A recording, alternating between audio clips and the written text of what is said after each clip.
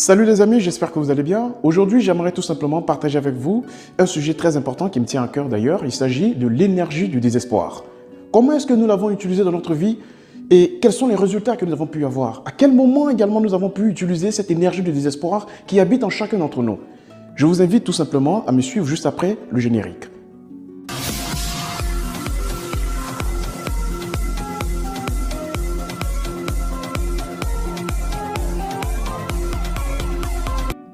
Alors, chers amis, bien entendu, j'aimerais tout simplement vous demander à vous qui avez des projets aujourd'hui, vous qui plus ou moins travaillez jour et nuit sur la mise en œuvre de votre business, je vous demanderai de prendre de quoi noter et d'y mentionner tout simplement votre plan B, c'est-à-dire au cas où votre projet pour lequel vous êtes en train de travailler là actuellement connaîtrait un éventuel échec, d'accord? Le plan B serait là pour vous permettre justement de pouvoir rebondir. Le plan B qui vous donne une certaine assurance, une certaine garantie, et bien que vous ne perdez pas votre temps, une certaine garantie que justement vous allez connaître quand même, peu importe les intempéries, d'accord, un succès. Alors vous mentionnez tout simplement votre plan B sur, bien sûr, votre petit bout de papier que je vous demande de le prendre et de le garder tout juste auprès de vous. Juste avant la fin de la vidéo, nous allons plus ou moins savoir pour quelles raisons est-ce que ce plan B, d'accord, serait peut-être utile ou non dans notre vie. Alors, je vous demande maintenant même de prendre de quoi noter et d'y mentionner, bien sûr, votre plan B. Allez-y.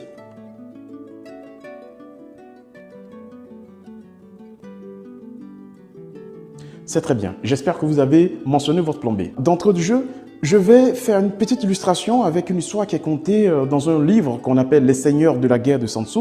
Un livre que je suppose, bien sûr, que bon nombre d'entre vous, bien sûr, avaient déjà eu l'occasion de le lire. Pour ceux qui ne l'ont pas encore lu, ce n'est pas bien grave parce que c'est juste l'idée, d'accord, que je souhaiterais vous transmettre.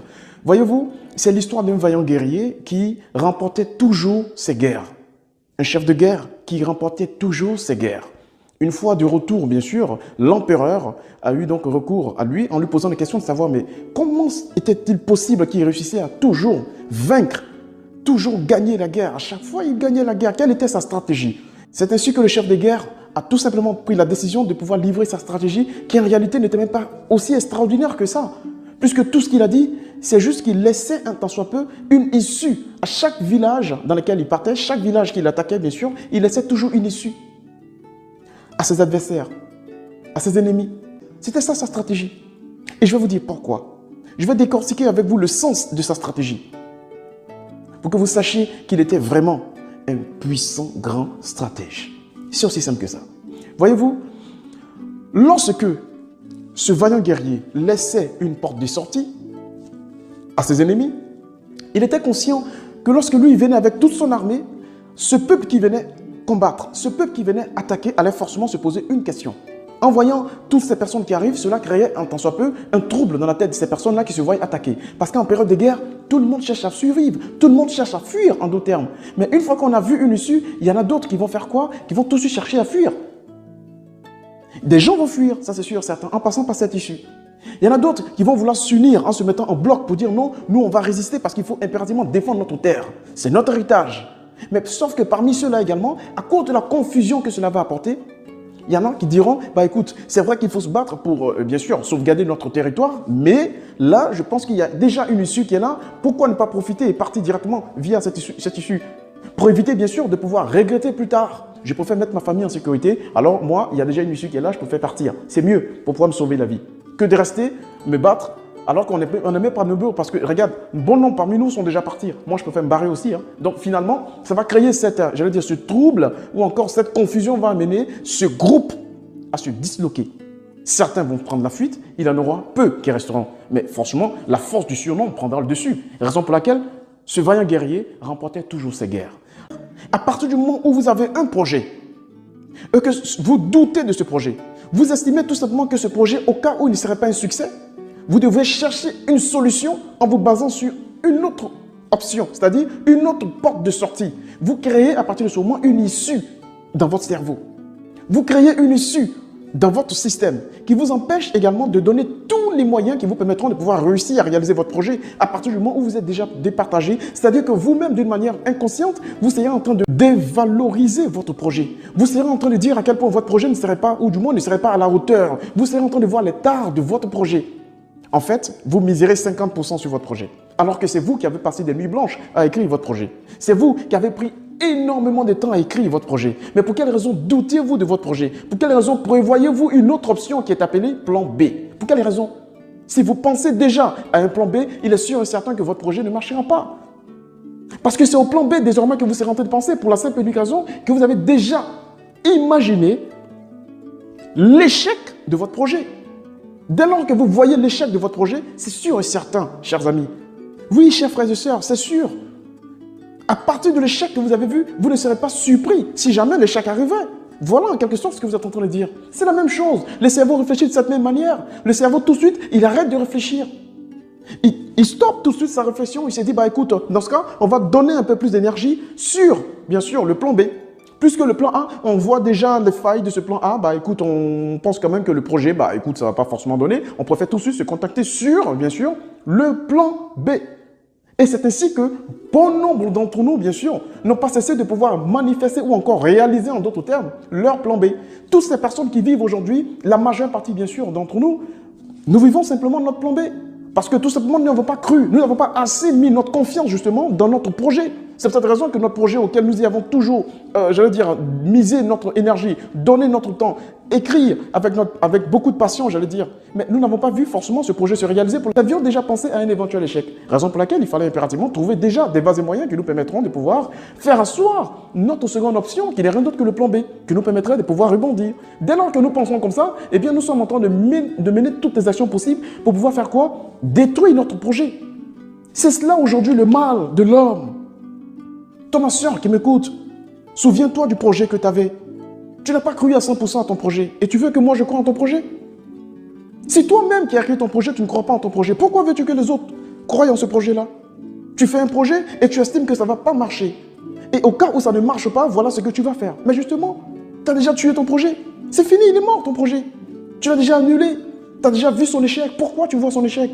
Le cerveau fonctionne de cette même manière. Le cerveau ne t'apporte plus des réponses qui te permettront de pouvoir justement parfaire ton projet. Le cerveau ne se met plus, en activité. Le cerveau commence plus ou moins à s'orienter vers ton plan B. Parce que c'est ça, c'est une nouvelle information que tu rentres dans ton cerveau. Il ne fait que se contenter de ce que tu lui donnes. C'est la même chose.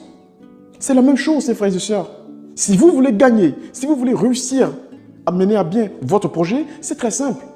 Arrêtez, en tant soit peu, de prévoir une autre porte de sortie. Parce qu'à partir du moment où il y a une autre porte de sortie, vous allez voir vous-même. Vous n'allez plus faire ce que vous devez faire avec l'énergie qui va avec. Et c'est en ce moment maintenant que je fais intervenir tout simplement l'énergie du désespoir. Parce que permettez-moi de vous dire, si Samson, c'est-à-dire ce chef guerrier, ce chef de guerre, si il ne fait pas du tout d'issue lors de cette guerre, les gens vont se battre. C'est vrai, ils vont se battre. Il y en a plein qui vont perdre la vie, c'est juste. Mais il y a certains qui resteront. Et qui verront clairement qu'ils n'ont pas d'autre issue pour s'en sortir. Et lorsqu'un homme est dos au mur, il devient dangereux. Il est capable de faire ce qu'il ne pouvait jamais imaginer faire dans sa vie. Parce qu'il tout compte fait, il n'a plus rien à perdre. C'est ça l'homme. Et c'est en ce moment que se révèle en vous ce que j'appelle l'énergie du désespoir. Parce qu'il est conscient, ce chef de guerre, que ces personnes qui l'attaquent, s'ils n'ont pas du tout d'issue, ils vont se battre avec ce qu'on appelle l'énergie du désespoir. Et lorsqu'on se bat avec l'énergie du désespoir, chers amis, là où on était capable de tuer un seul soldat, on est capable de tuer 10 soldats. Parce que ce n'est plus la version humaine qui est en train de prendre le dessus, mais c'est, ce côté beaucoup plus puissant qui réside en nous, qui est en train de se manifester. On devient beaucoup plus puissant, chers frères et sœurs. Ça fait partie de la vertu de l'homme.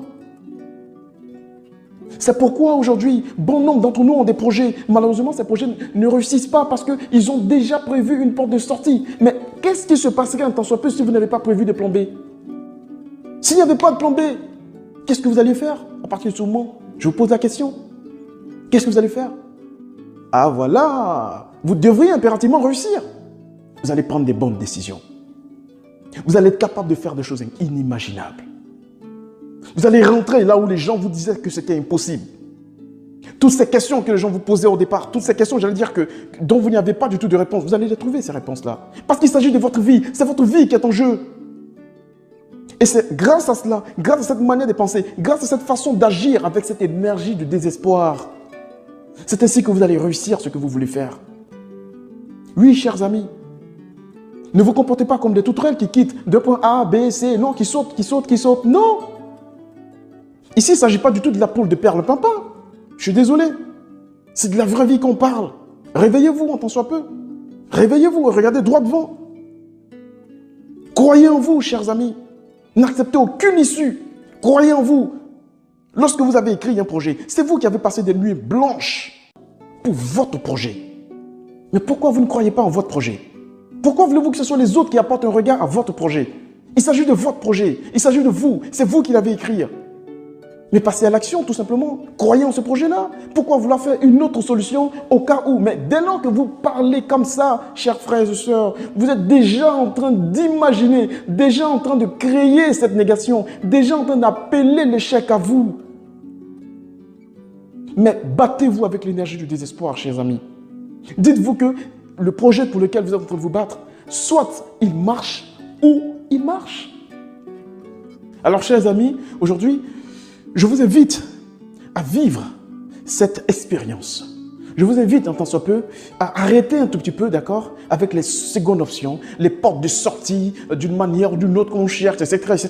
Laissez tomber tout cela derrière vous. Connectez-vous uniquement que sur votre projet. Donnez-vous des moyens, croyez en vous, allez plus loin. Et c'est ainsi, chers amis, que vous allez réussir à devenir la meilleure version de vous-même. Vous allez réussir à réaliser votre projet. Je peux vous le garantir, chers amis. N'ayez peur de rien. Il s'agit de votre vie. Je me suis servi tout simplement de cette histoire de ce chef de guerre pour que vous compreniez à quel point il est important pour vous d'éviter de vous créer des failles.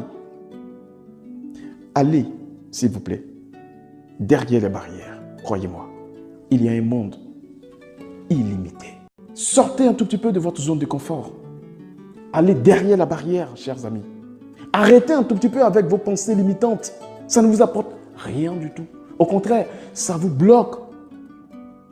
Cette espèce de cloison dans laquelle vous êtes, essayez d'en sortir. Regardez devant vous. Voyez comment la vie elle est belle et profitez-en. C'est très important, chers amis. Arrêtez de vous donner des failles. Arrêtez de vous limiter. Croyez en vous, croyez en votre potentiel. C'est ainsi que vous connaîtrez le succès. Oui, chers amis, c'est ainsi que vous connaîtrez le succès. Il n'y a pas de solution miracle qui tombera du ciel pour vous. Il n'est nullement marqué quelque part votre avenir. C'est très bien de suivre la chaîne Xénophane TV, ça me fait énormément plaisir de savoir d'ailleurs, mais à la fois, je souhaite du fond de mon cœur, eh bien que tu arrêtes un tout petit peu de penser à une autre option de sortie.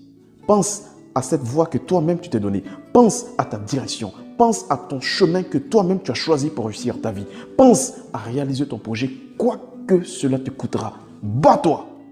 Ne renonce jamais. C'est ainsi que ton projet deviendra une réalité. Surtout n'oublie pas. Pour ceux qui ont vraiment compris mon message, nous allons désormais rentrer dans une étape très cruciale de ce message. Si vous avez vraiment compris mon message et que vous avez décidé de changer radicalement votre manière de fonctionner, vous avez décidé vraiment de connaître ce que l'on appelle le succès, alors je vous demanderai tout simplement de prendre le petit bout de papier qui se trouve auprès de vous, de le froisser, de regarder la poubelle la plus proche et de le jeter à l'intérieur. Tout simplement parce que le plan B, en réalité, n'est pas du tout le chemin indiqué pour réaliser son projet. Alors, si mon message t'a plu, toi mon frère, lui et toi ma soeur, qui est connecté aujourd'hui sur Xénophane TV, c'est très bien. Je te demanderai tout simplement de liker. C'était Xénophane Lamblin, votre motivateur, pour vous inspirer et révéler le leader qui sommeille en vous.